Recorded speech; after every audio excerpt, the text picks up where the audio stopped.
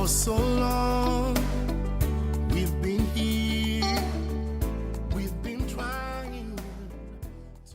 Hi there, and welcome to another exciting edition of the Springboard Hangout. The Springboard Hangout, as you know, is your fun-educated program where we have fun and learn about different issues that concern our lives. My name is Comfort Okran. Today, I have been privileged to be joining the studio with somebody with a petrochemical background, a construction background, and he tells stories now for his living. If he were to roll back his life and reset, what will he do and what will he not do?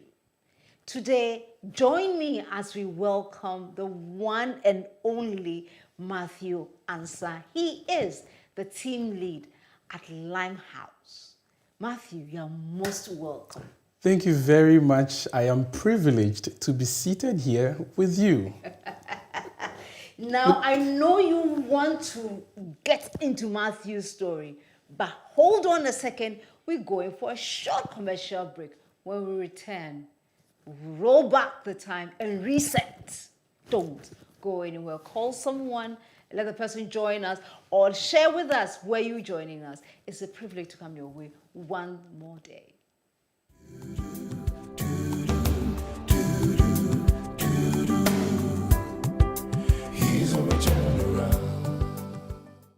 Get me York's rent-a-car. I need a car in 15 minutes.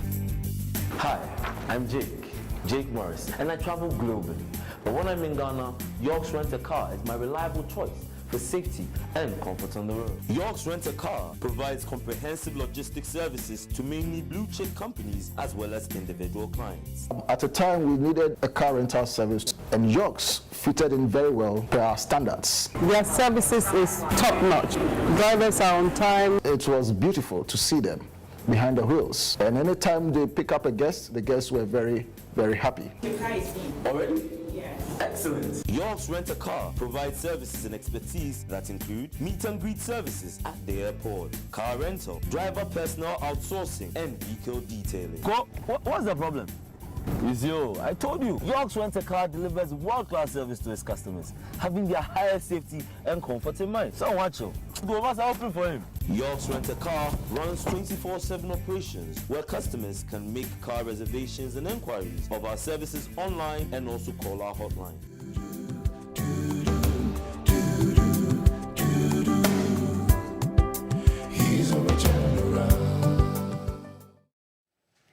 Welcome back to the Springboard Hangout. As I said, we were having someone who is mixing petrochemicals, construction, storytelling, and everything in between. And he's going to reset his life for us. And Matthew Ansah is a team lead for Lyme Haus. And Matthew, welcome. Thank you very much, Madam Comfort. No, you know it's comfort. Without. I'm humbled to be here, so let me permit me. Thank you, Comfort. You tell stories for your life. Exactly. So if I were to ask you, Matthew, tell us your story. What stands out? If you cast your mind back, what stands out in your life story that you would like to share with us this evening? What's one outstanding story? A gentleman who's been picked up by grace, who wears different hats, does different things at different times, known by people for different things, and is on a journey. We are not there yet. We haven't even started. we haven't even started. We're still crawling, and grace is carrying us. But it's an exciting story because I look at my life and I see different pieces coming together nicely and perfectly. That tells me that God is perfectly involved in it. Right from school. So the interesting part is I went to Infantsville, a proud MOBA. Please. And I know you're excited about that too. I am. No, I'm not. So I did general arts. By the time I was going to the next level, tertiary, I was torn between going to GIJ and the University of Ghana. It was just because I had love for radio. Okay. I don't know how that started, when it started, but I remember years ago, one day after a program on Peace FM, I just called the front desk and I said I wanted to talk to a gentleman called Willie Ashley. He was hosting an evening program. For some reason, he came to listen to me, and I told him that, okay, Willie, please, I want to be a radio presenter just like you. And you know, it's not common for you to call a radio presenter who says, come and meet me. No, this was after SS. Okay. So Willie actually asked me to come and meet him, and he said, okay, anytime I'm going to the studio, I'll make sure I go in with you. That was so rare. So he had an evening program. He would sneak me in sometimes. And with time, the way how even though you're saying sneak me in, go on. And with time, he formalized it. So when P7 was at Mile 7, he would work in there with me, and I was just watching, observing. I just had love for it. So eventually, I gained admission at the business school, and I had to do admin, and I chose marketing. There was an interesting bit about the marketing. In level 300, we're supposed to choose, the major. I had accounting, banking, and finance, and for some reason, some friends influenced me to choose banking and finance. And for 2 nights, oh dear, it was just restlessness for me. I couldn't sleep until I called a lecturer friend and said, this is what's happening. I know deep within I'm supposed to do marketing. I don't know what came over me, and I managed to change that. And I just realized I was doing what I loved. And it's one of the things that drives me. Once I know I'm doing what I love, it comes naturally, the passion, the energy. So I pursued marketing, but radio came up again in level 100. So I had opportunity to go and audition, kind of, at Radio Universe. Yeah. And I got picked. And that was an exciting moment for me. We started casting. So we started by producing. You go write stories, and it's not an easy journey. But before you get opportunity, one of my producers used to say, before you smell the mic, you must write as many stories as possible. So we were always going out looking for stories. Then I kind of graduated and became an on-air presenter. So how did you feel when you look back on your journey from someone who used to sneak into studios to someone who is now a presenter on set? How did you feel? It was fulfilling. It was fulfilling. I just felt like this was grace at work. Because I remember when we went for the audition at Radio Universe, I came back, I wasn't so okay with my performance. I think I just set some high standards for myself. But I was told that I was one of the people who really impressed the panel. And I was like, okay, wow. So looking back, I mean, I sat on air hosting Campus Exclusive, which was a morning show, and it felt really good.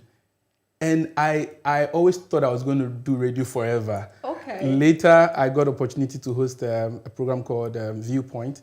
That was the program Bernard Avle had hosted before he left campus. So that was another privilege. Then it took me a notch higher now. I had opportunity to interview radio politicians, big shots here and there. So I knew I was going somewhere. But radio ceased after school, interestingly. Why? So along the way, I encountered Professor Bob Henson. Yeah, he will definitely shift you. Go tell us a story. So Prof, wherever you are, I salute you. Prof changed a lot of things about me. He told me that, so he was my marketing lecturer. Yeah. I became friends with quite a number of lecturers. And beautiful soul. Thank you, Prof, for all you've done for everybody who's passed through your hands. Telling you, yeah. Prof became my #1 mentor. And he showed me that you need to go through the process. I remember he told me that, Matthew, he asked what my interest was, whether to be his TA or to go out there. And I said, now it looks like I'm enjoying marketing and communication, so I want to pursue it after school. Then he said, no, the best place to pursue a career in marketing and communications is an advertising agency. Yeah. So if you're willing to do, okay, I'll introduce you to somebody. And Prof he brought some discipline into my life. I like that. And he caused me to prepare Yeah. for the unexpected. Yeah. I remember he could call. One day he drove to Pent, where I was, around 4:30 a.m. Yeah. So, Matthew, where are you? Come right now. We have to go to the office. 4 a.m., 4:30 a.m. Yeah. And I followed him there. Yeah. Someone would complain, but I just followed him and I was just learning. I remember one Sunday, I was just there when he called me. Matthew, where are you? I said, Prof, I'm at the hostel. Okay, dress up like you're going for a good event and come right now. You know what? What? He was going to MC a wedding Uh-huh. at the University of Ghana guest house. Yeah. And I think he had an emergency. Okay. So he just called me to come and replace him. Just like that.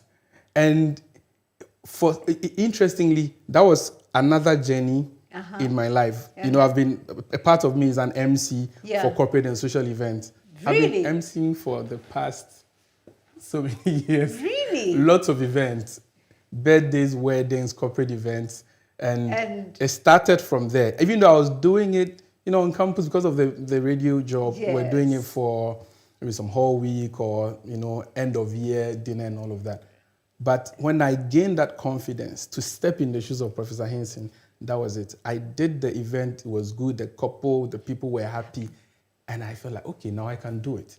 So I started looking, you know, beyond me that this could be possible.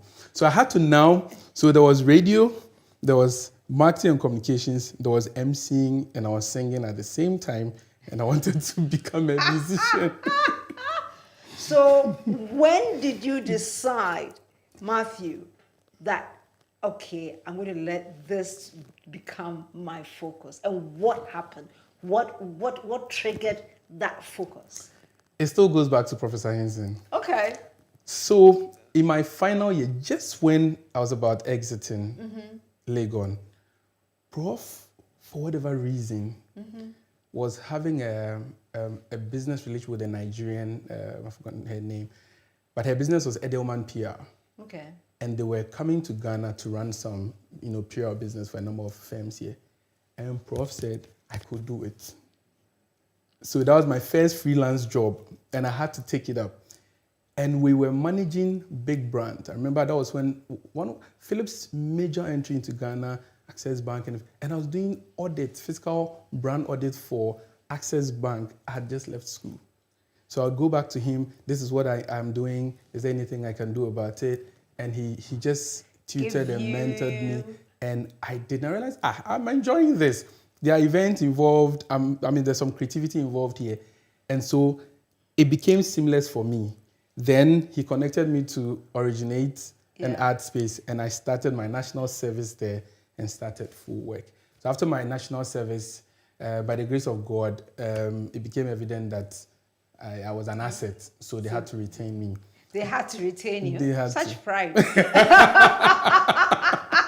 They couldn't afford to lose me. Yeah. They couldn't afford to lose me. Interestingly, my immediate line manager left I don't know whether it was even up to a year. He left to be on the client side. Yeah. And I mean, the next step was for them to bring another person. But I think I was doing well by the grace of God. Not that you think, you were doing well. I'm trying to be humble. So I just ran his accounts, and that's how it was an exciting time at ArtSpace. You know, having brainstorming session with creatives, you know, managing client business here and there, and all of that. And that was another phase.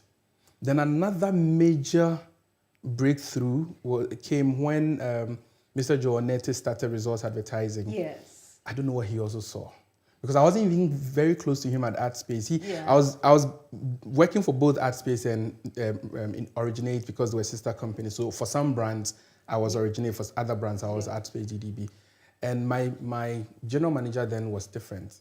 I don't know what Joel saw. He called me and he said, I want you to join me at Results Advertising. He just started. So I was part of the first generation. The first group, the first cohort to start Originate. Results Advertising. In that small box Akanda. By the wayside. Exactly. It's almost like it was a glorified kiosk. Oh, you said it all perfectly. So there was a lot of woodwork, so you can imagine. Yes. That was it. I remember remember we came there, we came to pray, you know, because I mean we believed in Joel's vision, and we still do, you know, we are still very good friends with Joel. Man. He's a big man. Yeah. So you were the original. So I think I was the first account manager for Resource Advertising. Wow. And again, the confidence he reposed in me to tell me, okay, go out there, we're going to pitch for this business, we're going to pitch for that business. And it's like, hey, this man, he just pushed me. We go into a meeting and says, okay, Matthew, take over. And that was it. And it gave me another, development, another perspective to life that, okay, if the person believes you can do it, go ahead and do it. And I think I had one of my best moments, was at Results, because we created some different things. Yeah. I remember rebranding of Enterprise Group. We worked with you there. Yes. First Atlantic Bank rebranding, and quite a number of projects. These were projects from scratch.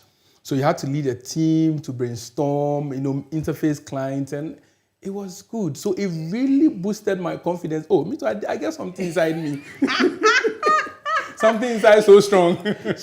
Something inside so strong. Yeah. So that something that was so strong in you. Yeah. Do you think it led you in other spaces as well? Because you're doing well on the professional space. But are there other aspects of Matthew that we haven't yet explored? Yes. What aspects would you like us to look at? So there is the music side. Let me bring that in. So in 2011, so right from, childhood, but let me talk about campus days. I was a music director for my church then, Apostolic Church. And I love music and I write music. I write songs. You write songs? I write a lot of songs. You write a lot of songs? Yes, and I've written a lot of songs. And have you recorded any? So I launched an album in 2011. Wow. And I went on a long break. So the songs you've been writing, what have you been doing with them? So we've been singing them at church.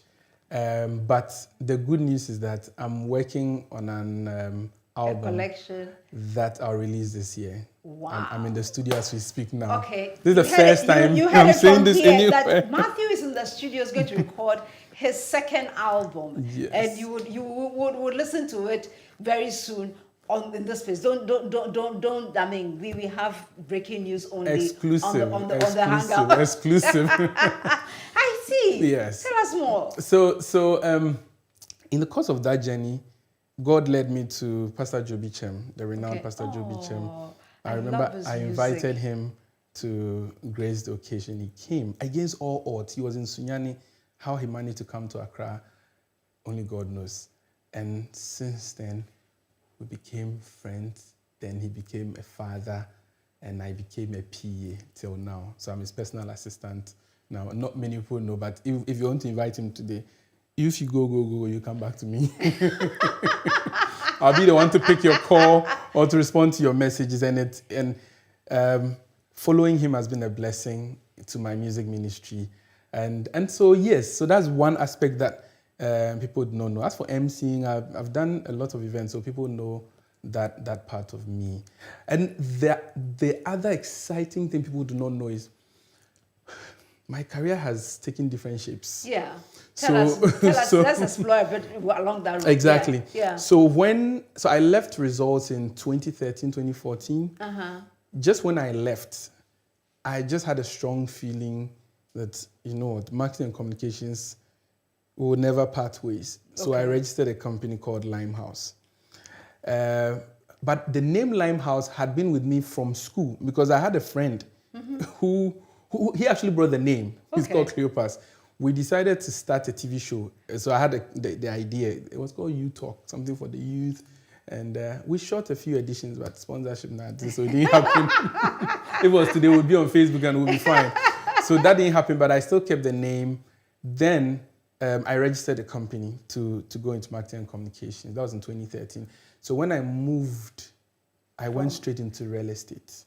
So I worked with Wonder World Estates and Petronia City That was for Nana Kwame Bediako. Yeah. So I was with Nana Kwame for 3 years. A lot of people do not know this. Yeah. And I enjoyed my stay there also because I learned different things.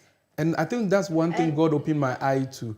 Wherever I've been, I try to see what my bosses are doing and pick the lessons from it. A lot of people I see would be craving, the luxury, the cars, the things that they see their bosses drive, but they are not interested in what is he doing right that's bringing this. And I thank God that he gave me that insight then. And so Nana Kwame, I learned a lot of things. So what are some of the things, do you mind sharing some of the things you learned from both Nana Kwame from both and Mr. Nete? Yes. Yes. So Mr. Nete is a very... So please take your pens out. Now we are drawing lessons. Yeah. Mr. Nete is a very, very spiritual man. And I learned that, you have to take God owns the business. Yeah. And so you need to consult God whenever you're making serious decisions. I mean, the minor and the major decisions, if he's the owner, you need to consult him. And even with Nana Kwame, it was the same thing. I learned that this man is a serious giver. There were things he was doing a lot of people did not know. So I can't say all of them on set, but I just, no. So you see that the man is prospering and you're wondering, what he's doing some wild things for God that you may not be privy to. And Nana is a serious visionary, very focused, very determined. If he says, I'm going to sell you this, no matter who you are, he will sell you this. By the time he's done with you, he sold it. And there were times he would have meetings with us and he says, I want to do this. And it didn't make sense to any of us. He would just force it. By the time we realized it's done, seamless, excellent. I'm like, wow. So I saw like a different kind of young man, very determined, there's nowhere he cannot go.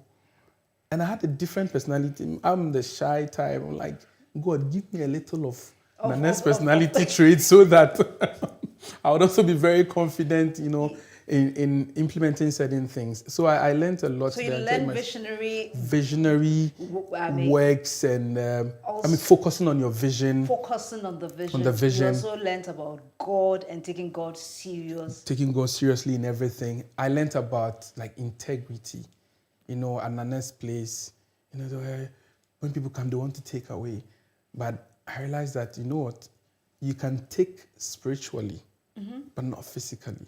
When you pick the right lessons from him, when you do what he does, then you are plucking into, the spirit realms, and those things would work well for you. So you learned integrity. Integrity was key.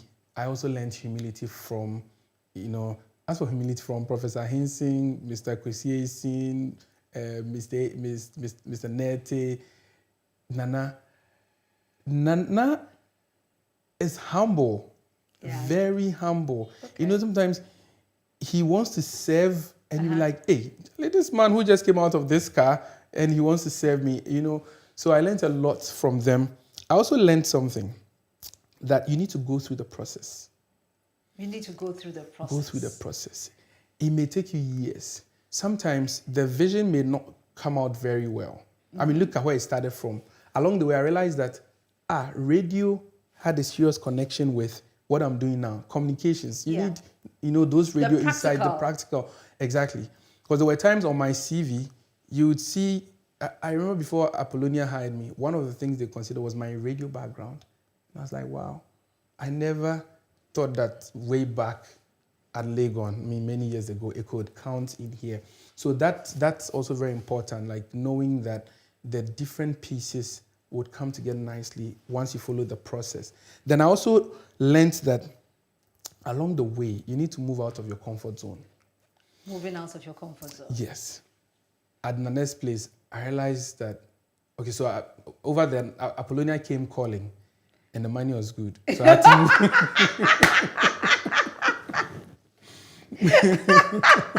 The money was good, so sometimes when the money is good, you need to move. It's good, so you said, okay, I think it's time for me to also move. Enjoy. Small, no coffee. Right. And when Apollonia came calling, it was very easy. I think one of the things throughout my life, one of the things which has made it easy for me to make certain decisions is the God factor. Okay. I want to hear the voice of God before I take a move. Before I make a move. Once I make the move, I know it is going to happen. Like it will be well. Because I didn't just move, I heard the voice of God. And in all circumstances, it was clear out there that it was time to move. It was just Apollonia that I delayed a little.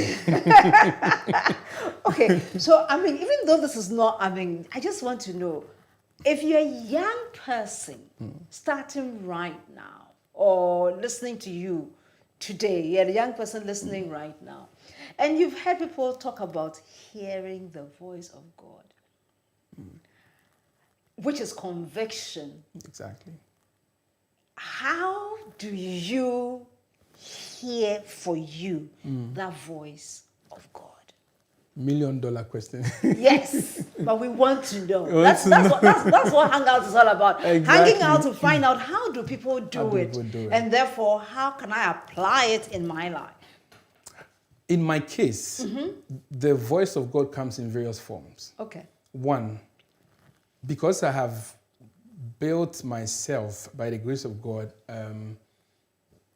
to have a relationship with God. Sometimes in my personal Bible study, I see a scripture and I know it's an answer to something I've been praying about or I've been pondering over. It's very clear, like it jumps at you. Another way is through my dreams.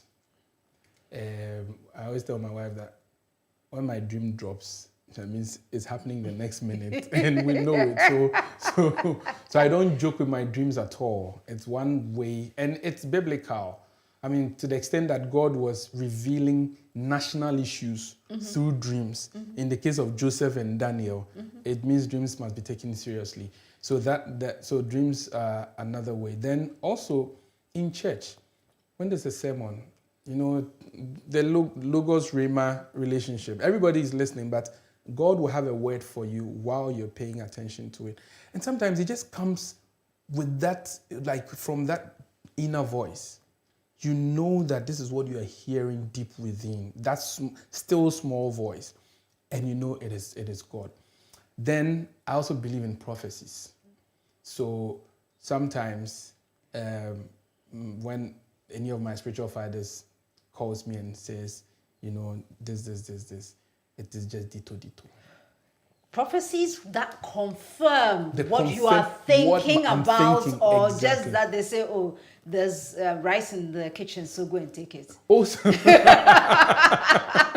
did. So two things: prophecies that confirm what you're already thinking about, or what the questions you are asking. Then prophecies that go ahead of you. So the times, one of the places I worked, when I was I didn't know I was going to leave. I had a waiting period, out of Accra with one of my spiritual fathers. We were praying, and he told me that, okay, in this month, you're going to move from here. The company you are going to is A, B, and C, like TV3, GTV, Springboard, Hangout. Clear like that. Springboard TV. So you've not had any prophecy about coming to Springboard? Oh, it's come in several forms. It's coming. See, when I met you and Reverend Albert Okran many years ago, I knew our path will cross again. I just didn't know when. So when circumstances brought us, I knew that some way, somehow. The Bible says we see in part, and we professor we see in part. So sometimes it may be hazy, but So this was one of those. So when he called me, I said, the prophecy is coming to pass. And I don't know what prophecies are coming to pass in your life. Yes. But we've been talking to Mr. Matthew Ansah, team lead at Lyme Haus.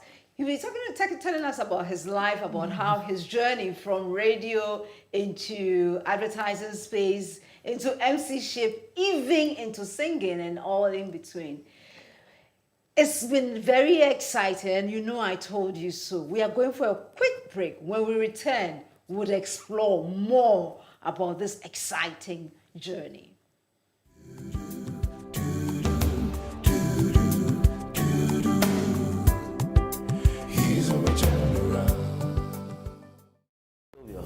Get me York's rent-a-car. I need a car in 15 minutes. Hi, I'm Jake Morris, and I travel globally. But when I'm in Ghana, York's Rent-A-Car is my reliable choice for safety and comfort on the road. York's Rent-A-Car provides comprehensive logistics services to mainly blue-chip companies as well as individual clients. At a time, we needed a car rental service, and York's fitted in very well per our standards. Their services is top-notch. Drivers are on time. It was beautiful to see them behind the wheels. And anytime they pick up a guest, the guests were very, very happy. Already? Excellent. York's Rent-A-Car provides services and expertise that include meet and greet services at the airport, car rental, driver personal outsourcing, and vehicle detailing. What's the problem? It's you. I told you. York's Rent-A-Car delivers world-class service to its customers, having their highest safety and comfort in mind. So watch you. Two of us are open for him. York's Rent-A-Car runs 24/7 operations where customers can make car reservations and inquiries of our services online and also call our hotline.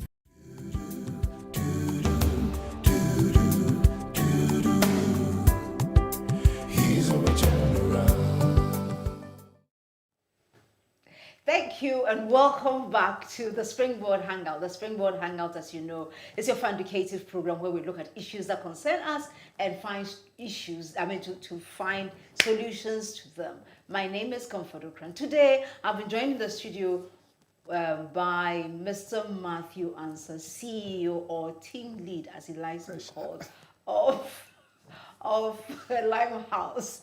You know, Matthew has been telling us a fascinating story about going to MOBA. Yeah, shout out to all the MOBA guys around, and and going to UBS, yeah, and then also going into his professional life as a marketing person, singer, a person of God or a man of God, and everything in between. You know, sometimes when you listen to such stories or when you listen to such life engagements, you are like, this person has it all made. Has it? Is that true? Was there no time that you had any setbacks or anything that made you wonder if it will be or it not will be? There have been several occasions like that. Especially when it comes to job transition, you are not certain, even when you are moving based on what you've heard in your spirit. There have been several occasions. Typically, you are running a client's project. Let's say you have an event. So I can go back to the days of advertising in my previous jobs. And everything rests on your shoulder. The client expects you to deliver. Sometimes people don't know what happens behind the stage, behind the scene. The stories you can tell behind the stage. It's crazy, but you end up seeing, the pomp, the beautiful scenes, but it's a lot of war backstage. Bloodshed. A lot of war backstage. I remember the first time I traveled this was Sierra Leone, for a project for one of our clients. I was supposed to spend 2 days. I got there and it rained throughout the 2 days. I couldn't step out of my hotel. I'm like, do I come? When I come, what report am I coming to give? And do I say that? It's been raining throughout, so I couldn't go out. But that was a major setback. I still had to make it work. So it means deny yourself whatever. It's raining heavily, but go out there and get the work done and come back and report well. And I remember when Lyme Haus started, one of the first projects I worked on, that was Flag of Fame. It was out of my own pocket. The idea came, and I was so passionate about making this happen. We're not getting sponsorship anywhere, and I take my salary. So that's what I was doing. When Lyme Haus started on the side, I was still working, So I take my salary and that becomes capital for Lyme Haus. For Lyme Haus, and you have to sacrifice, to make it happen. You pump it into it, it doesn't come back. And even when I finally decided to move from Apollonia to Lyme Haus, it was the same thing. I looked at how much I was earning at Apollonia City and how much Lyme Haus could pay me. It was so uncomfortable. About 4 times. Less. 4 times less. You look at, here you are taking something $1,000, and you are taking something CDs. And the CDs and dollars, they are not friends, so... So it comes with, it's a serious setback because you have family, you are used to a certain kind of, lifestyle, expenditure and all of that, but now you have to cut back down. Like 4 times. And it's not easy. There are times you have sleepless nights because you have a project to implement, the client doesn't even know you, they don't believe whether I can implement, you have to prove a point. Yeah. Or you're going to pitch for a project, you are writing a proposal and you're spending nights, you are wondering whether it go be or no go be. Or you have to go and make a presentation to a client. You enter the boardroom, you see, people in their 40s, 50s, straight faced, then you have to make everything, your spirit will run. You have to just find a way. You have to be like the Queen of Sheba. My spirit left me. You have to find a way to call the spirit back. Exactly, so you can deliver. So there are several setbacks, but I think, What holds you in those times? It is God. I will not mince words. It is God. The fact that I know God is in this gives me that confidence that it will go well or it will end well. So I know that my favorite scripture is Romans 8:28. All things work together. All things. So whether good, bad, or whatever it is, all things. It will work out. So I tell my team, but in the be positive. fullness of time. Exactly. So if you can wait, If you can wait, but sometimes you don't want to wait. That's the problem. The thing must be instant now. That's why you have to believe in the process. You have to believe in the process. You have to believe. Now we've left believing in the process to the footballers. Now the Man United and the Arsenal believe in the process. Trust the process. The Chelseas. Oh, we are in trouble. But we're preparing for next season. We are still trusting the process. When you were trusting the process, people were laughing. But you're not there yet, too. Oh no, but we are almost there. Things look nicer and better now. They are better. They are better. We are getting. But it's sad Ole left. We really wanted Ole to remain, so that he still win the process. No, thank you. You mentioned family, and I want to bring that beautiful aspect of you to our viewers. Yes. What does family look like? Family is everything to me. So my family of procreation, I come from a family of 6 children. I'm the last but one. Hey, almost Dadaba. Almost Dadaba, but I'm not Dadaba at all. I have some stories at Tantra Hills and Mount 7 where I grew up. But so I'm married with 3 kids. Whoa. Amazing. Whoa. I look like some 24-year-old. That's what people say. And I think family means a lot to me. I think one of the things I was always concerned about and, prayed about was the choice of a life partner. Because we've read stories, seen, different people's experiences of what marriage could do. Yeah. Either to negatively or positively. Exactly. No. Which one had you seen? Both. But which one influenced you in the choice of a life partner? Oh, the positive. The positive. Okay. And I must say that, the combat union is one of the things that inspired me. I'm not saying this because I'm here, but I remember when we met during the enterprise rebranding process. Yeah. I just admired how Rev will come, deliver a very nice presentation. After that, you come and I'm saying, this is sweet too. Like, it can be that easy. If you get somebody who believes in your vision and you run together, it will be that beautiful. And fortunately, I married a woman who is also business-like. Okay. She's tougher than I am. Oh, wow. My wife, She deals in auto parts, so you can, yes. Yeah. When she finished her master's, she said she wanted to go into auto parts business, and that's where she's been now. She just started another business. It's a food business. And how she started that business, amazing. We're just there, she had an idea, she started ordering stuff from, equipment from China, like play. The business has started, and she's doing very well. And because of, her toughness and certain things I lack, she really compliments me. Okay. She can give me pressure. Good when we have to do something. Sometimes I go, but I know it's good pressure. It's good pressure. Good pressure. It gets me to do things, Some of the tough decisions. When I speak to her, whatever she tells me, I trust that is the wisdom of God. And so far it's been great. And we have three wonderful kids, 2 boys, 1 girl, and we have a beautiful family by the grace of God. Oh, that's really lovely to hear. And the children look like me. But you never supposed you called her name. Gifty Ansah. Gifty, I beg you, popularly known as Ajwa. Auntie Ajwa, this is I have nothing to do with this one. Auntie Ajwa, he's praising you here. You are the one who holds the family together, and thank you for not just believing in your dream, but believing in his as well, and knowing that together you can make things happen. Exactly. In the Ansah household. Hallelujah.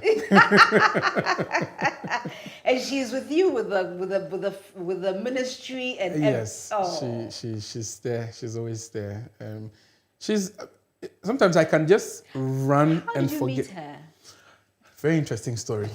Tell us. So, in 3rd year at the business school, she was doing BA. She came for a free elective at the business school. The only free elective she picked. I sat in that first class. I'm not, I'm quite shy. So I'm not good with approaching ladies. Like I meet you and because I always think that, what if you say no? What happened? You just what you bust want to my say bubble. is that you had POP.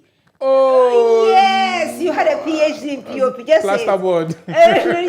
just say it. No. I felt like the connection would definitely happen. Okay. And I believe in the right time, So, okay, you go on. So for some reason, I walked up to her and said, "Hi, lady, how are you doing?" Exchange numbers, just like that. It was something so uncharacteristic of me, but I did that. My eyes are open. For somebody who has a PhD in POP, you just went to the young lady and... Grace. When the anointing comes... So you operated under the anointing? And when the anointing comes, I'll just finish and just move on. So we exchanged numbers. We never called each other till we left school. I went out. She also had a life. Moved on after several years. One day I was just going through my contacts and I realized the same way I'd saved the number. I just called her. "Oh, how are you doing?" I called to check up. It felt like we had been talking for years. So another time I called and I invited her to church. When she came to church, I was like, to do or not to do. I don't know why I was even thinking that way, because I didn't believe in short term. Exactly. I believe in years to know the person. Exactly. I believe in that as well. I don't know how that happened. So I called her the 3rd time. I think she was in China. We had a video call. And when she came back, I invited her over to church again. One thing led to the other. After 6 months, we're getting married. So I can't even tell. We always tell people this story is something else. Like we just met back then, and that was it. We never communicated. We had our lives and so far it's been great. She really pushes me to do a lot of things ordinarily I wouldn't have done. I wouldn't have done. So in a sense, he's the Nana Kwame in your life. Yes. At every point in time, God gives me somebody who would, drive me to do crazy things or to do wild things. Wow. I can't take God out of my life. Otherwise, I'm nothing. Without him, absolutely nothing. I agree with you completely. Matthew, just today, I was rewatching a video by Tyler Perry. Okay. And he was talking about climbing and sustaining, about the power of prayer and worship. And he was talking about the fact that once in his life, when he opened he was going to open a studio, and his studio that he's opened. Exactly. And he was going through some turbulent times. And interestingly, his team came across, as they were going through old things in that studio, they came across a letter that was written in the year he was born. Wow. Written by a 13-year-old boy. Wow. Who was writing to somebody in the future. Amazing. Amazing. And that was the year he was born. Wow. So, as we are getting ready to wrap this up, if you had the occasion to speak to somebody's life, another 30 years from now, about how to reset your life and everything, what would you say? And this one is from you direct to our audience. If I had to reset my life, one of the things, I think there are about 4 things I would want to reset. 1, to be closer to God than I have been, or maybe I was in the past. Because it's a learning curve, and it's a process, a journey. You always want to improve, do better than you were doing in the past. But I believe that maybe years ago, if I was closer, if I was praying a bit more, sometimes naturally you grow tired, you go weary, because of the issues of life. That would have done me a lot of good. But I thank God that he set me back on track, and despite everything, he everything, still has mercy on you. Grace and mercy have carried me. Then I think I would have read more books than I have read. I think honestly speaking, my love for reading started when I was at the university. Okay. So you can imagine the number of books I would have read back in SS or even in JSS. Readers are leaders. And so it's important that the things you're looking for, somebody has lived them, somebody has experienced them, and is written them down for you. You don't have to reinvent the wheel. You don't have to go and start afresh and, go through the same falls and rise.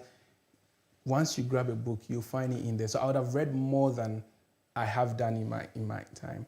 And for some career decisions, maybe I would have been bolder, in taking certain decisions faster or quicker than I did. I think I look back at what God is doing with Lyme Haus, and I feel like maybe if I moved earlier than, I did from Apollonia to Lyme Haus, because I was in my comfort zone, everything was going on. The job was going well, the people liked me, the brand was doing well.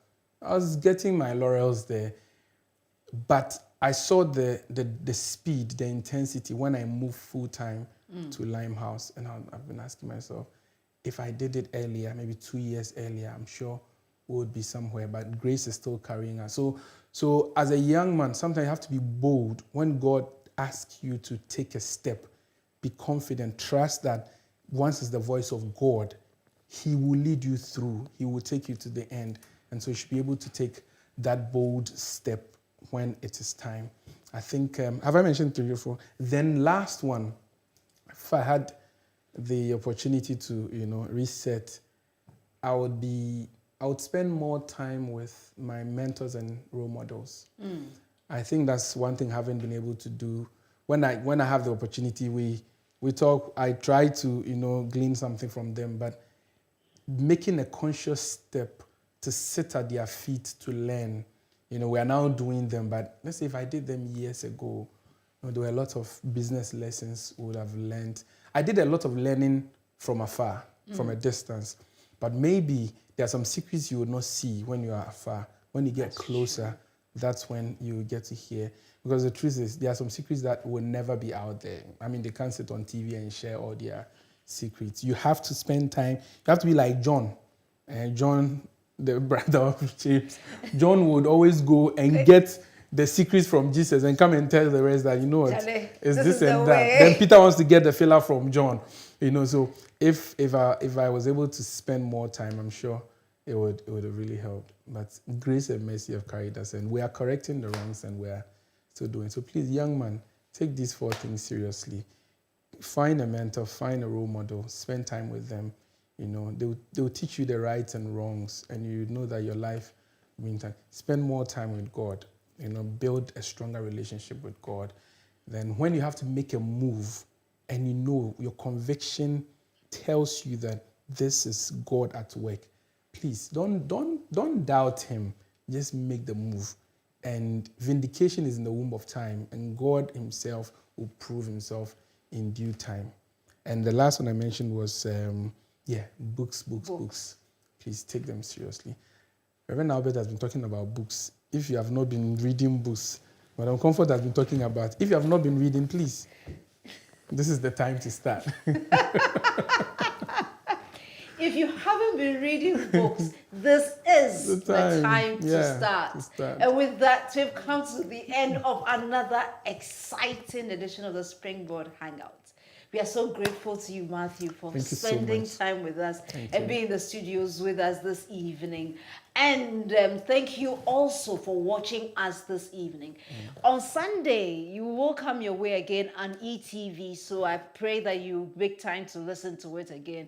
As well as at 7 o'clock, kindly join Albert with Nashoko as they shock you on the Springboard Virtual University. It's going to be at 7 o'clock on Joy FM or on Facebook or on YouTube. And so until we come your way again next week, it has been the beginning of the recess session on Springboard, your virtual university. Life is so good, and life is what you make it, especially when you love God, you read books, you should see your mentors, and most importantly, when it's time to be bold, you go out there believing in the grace of God that He has endowed you with. And I tell you, with God, all things are possible. We love you, and until we come your way again next week, you are blessed, you are loved, and most importantly, you are the beloved of God. Good night.